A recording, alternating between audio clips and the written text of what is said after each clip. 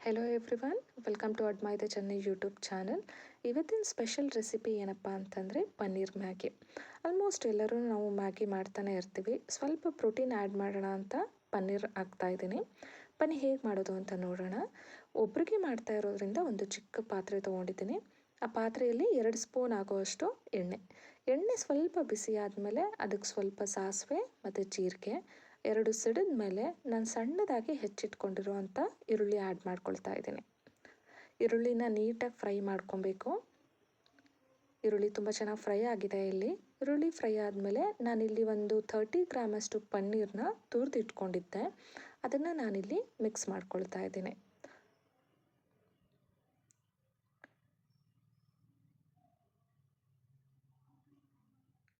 ಇಲ್ಲಿ ಮಿಕ್ಸ್ ಮಾಡ್ಕೊಂಡಿರೋ ಪನ್ನೀರ್ ಮತ್ತು ಈರುಳ್ಳಿಗೆ ನಾನು ಸ್ವಲ್ಪ ಉಪ್ಪು, ಸ್ವಲ್ಪ ಖಾರದ ಪುಡಿ ಹಾಕಿ ಚೆನ್ನಾಗಿ ಮಿಕ್ಸ್ ಮಾಡ್ಕೊಳ್ತಾ ಇದ್ದೀನಿ.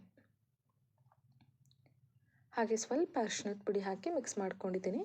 ಜೊತೆಗೆ ಮ್ಯಾಗಿ ಮಸಾಲನೂ ಇದರಲ್ಲಿ ಆ್ಯಡ್ ಮಾಡ್ಕೊಂಡಿದ್ದೀನಿ.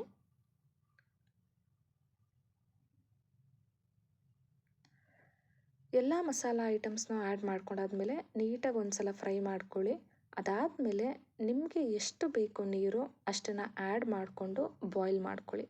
ಸೊ ಇಲ್ಲಿ ನೀರು ಕುದೀತಾ ಇದೆ. ಸೊ ಇದು ಕುದೀತಾ ಇದೆ ಅಂತಂದಾಗ ಒಂದು ಸಲ ಉಪ್ಪು ನೋಡ್ಕೊಳ್ಳಿ. ಟೇಸ್ಟಿಗೆ ಸರಿಯಾಗಿದೆ ಅಂತಂದರೆ ಪರವಾಗಿಲ್ಲ. ಇವಾಗ ನಾನು ಮ್ಯಾಗಿನ ಆ್ಯಡ್ ಮಾಡ್ತಾ ಇದ್ದೀನಿ.